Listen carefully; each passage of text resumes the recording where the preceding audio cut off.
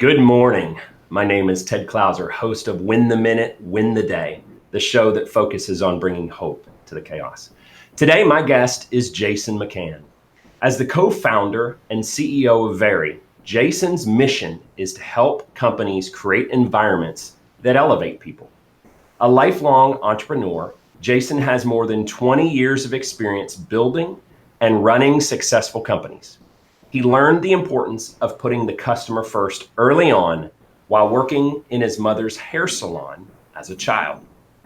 He co-founded VariDesk in 2013, and the brand quickly became synonymous with sit-stand desks. Under his leadership, the company grew at an incredible pace and expanded its product and service offerings significantly, calling for its new, more inclusive name, Vari. Jason lives in Coppell, Texas with his wife of 25 years and their 3 children. Well, welcome to the show, Jason. It's an honor to have you. Awesome, Ted. So great to see you. Look forward to the conversation today. Perfect. Well, let's just jump right in. What is your approach to personally waking up with a go win the day attitude? Yeah, as I think about, every day, for me, I first of all start off by trying to be in bed by about 10 o'clock at night so I get a good night's rest. And I attack every morning. I'm usually up between 4 and 5 a.m. I take about 20 or 30 minutes to meditate and recharge, drink plenty of water. And then I kind of kick into the second half of my morning, work out, do some reading. So typically the Wall Street Journal kind of gives me a great overview of the business climate out there, bounce around on a couple little pieces of data points out there that I'm looking at, and really remind myself that there's a lot to be grateful for and look forward to really attacking each and every day here. I like it. Attack, that proactive response and attitude that you're going to go after whatever comes at you, right? Yes. Yeah, I think, you think about waking up and really, I started reading Ryan Holiday's The Daily Stoic and used to kind of go through just really those timeless principles of Stoicism. And you're talking about proven validation of what happened thousands and thousands of years ago.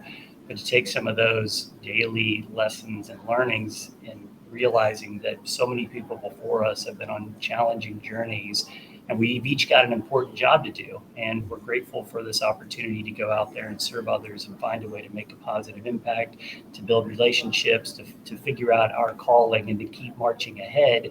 Sometimes you're on those incredible days and the momentums are high. Sometimes you've got to face tremendous challenges, but to recognize that each day is a new opportunity to grow, to learn, to serve others, and make an impact. It's kind of how my mindset gets ready for each day. Well, and that's probably why you've seen such great success with your team. I mean, I recently had a chance to tour your facilities, and the energy, the culture, it's just an incredible atmosphere. It says a lot about, I think, your leadership. Yeah, we've been blessed. We start on a journey, and as an entrepreneur, you are the energy and the culture of an organization. And then you get to interview everybody, you know everybody's name, and we got to a little over 120 employees. And then suddenly you may not know everybody's name.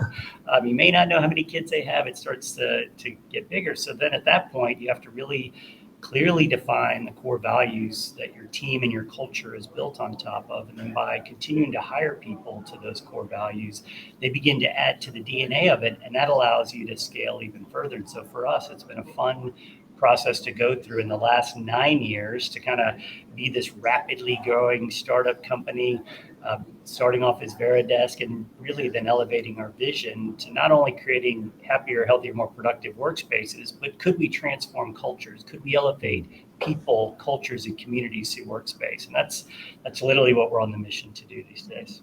Wow. Well, let's talk about that a little bit. So for nearly a decade, you've been the CEO of Vari. What's one of the proudest moments you've had in that role? Yeah, each step you learn. I say that if I was 25 years old, I would have crashed this thing because at 52 years old, I've made plenty of mistakes in the past. So each of those milestones, one, getting the business profitable was a huge thing to see. Did we have something real there? As the business accelerated, that was a proud moment.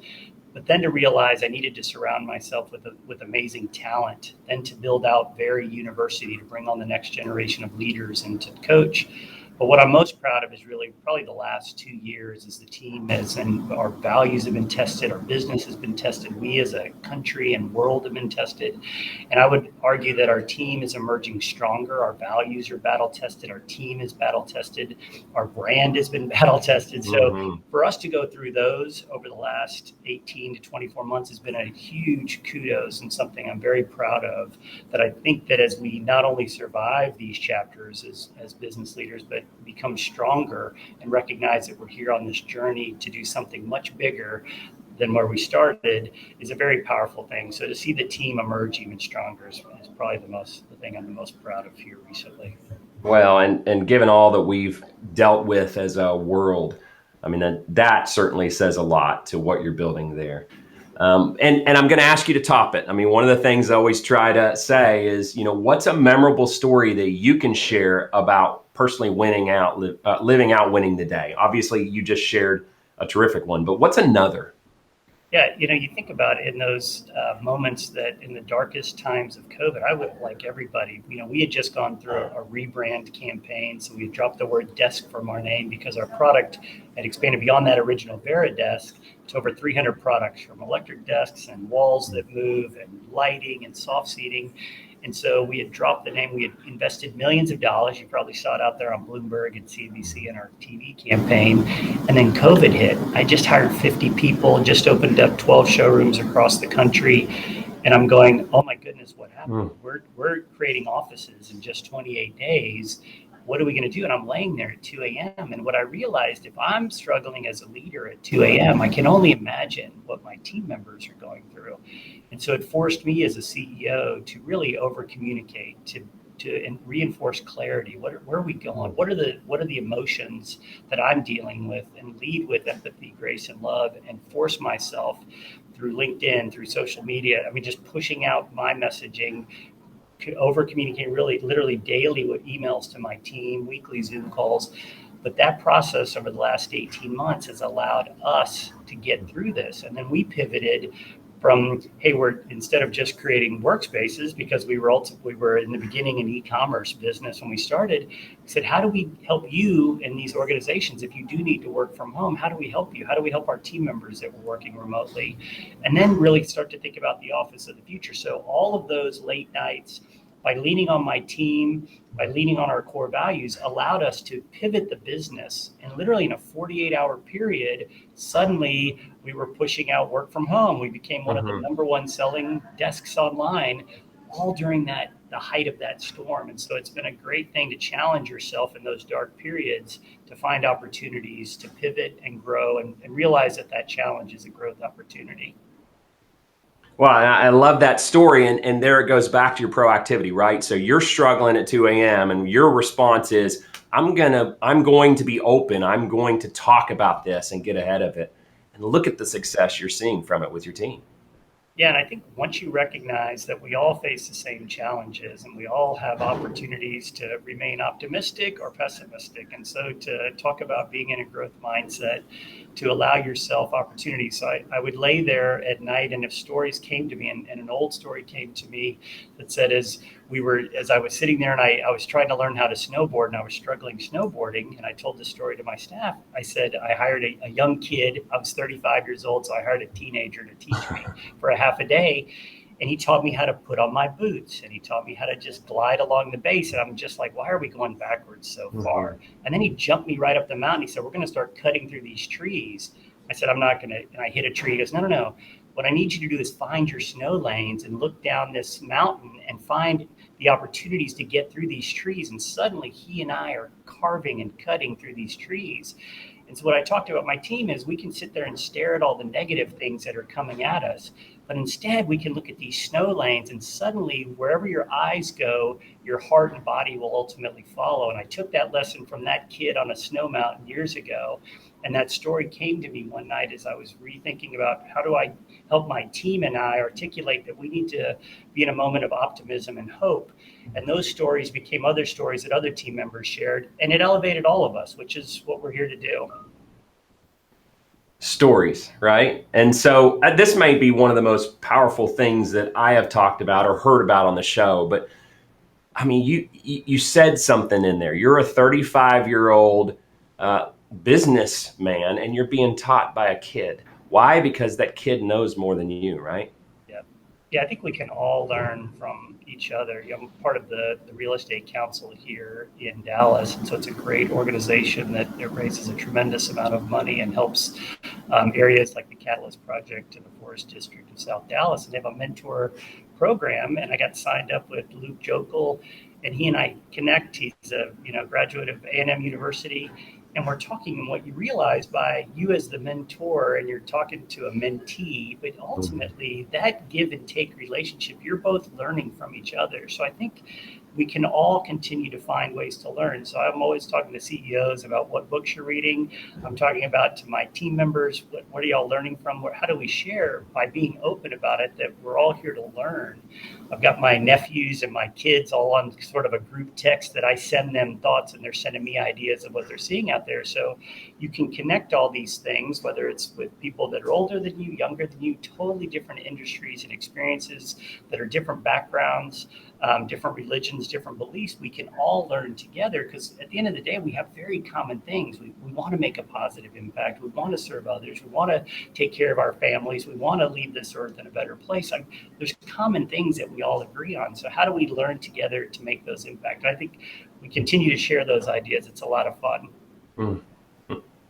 Well, I appreciate your passion. I can see you're very passionate about what you do and where you are. So let's talk about that. Tell me about that journey from that little kid in your mother's hair salon to where you are today in a leader in the interior decor space. How did that happen, and when did you realize that was your passion? Yeah, I think growing up and seeing my mom as the first CEO I knew in the 70s was an incredible thing. So you picture, there weren't a whole lot of CEOs, but I didn't know anything different. I just assumed women could lead. I assumed they could lead amazing organizations. So to get that opportunity, and then at 15, she booted me out and said I had to get a real job. So I worked on the beaches and eventually opened up my own beach chair and umbrella company, learned what it's like to do a lease and have one employee and do all those things. Opened up a restaurant and nightclub thinking I wanted to be in the hospitality industry, realizing that wasn't my calling from the restaurant and hotel industry, but I recognized there were elements of hospitality that I gravitated towards. So you see these things, and I think Steve Jobs probably described it best in that Stanford speech, where you start to connect these dots backwards. At a random intersection, I allow things to kind of happen, and got into the POG industry, which is the toy business back in the 90s, which led me to another toy company, which led me to meeting Dan Flaherty, my business partner. And I became an intrapreneur, I would argue, inside of his entrepreneurial company called Jemmy. And they make the singing big mouth Billy Bass fish on the wall and all those. Oh, yeah. Okay. All those inflatables you see on people's yards for Halloween and Christmas. And I had the good fortune of us working together, and I became president of his company. So then you're an entrepreneur, but you're inside of somebody else's organization, because a lot of people are really intrapreneurs and they think like an owner and they operate it. So I had that opportunity, and Dan was literally having back pain in 2012 and standing at a cardboard box and dreamt up that product, which became the VariDesk. So and the rest is we're making the history. So we're literally carving it as we speak. It's been incredible. Well, I see a book in your future, Jason. That's a lot of great wisdom you need to be sharing with people. A lot of pain, so you can always monetize pain. So yeah. That's true. That's true. Well, I appreciate your time today. I just want to ask you, how do you personally unwind after winning the day? Yeah, for me, I always I had read years ago about a plumber that would walk up, and if he had worries or work challenges, he would rub a leaf on his tree and leave all those before he walked into his house. And so a few years ago, I did a similar thing. So, at 40, I quit drinking, and I just really got a lot healthier and just started to really manage my lifestyle better. And so I simplified everything. So when I get home, I unwind. Before I even walk in the house, I literally just sort of make sure that there's nothing else going on.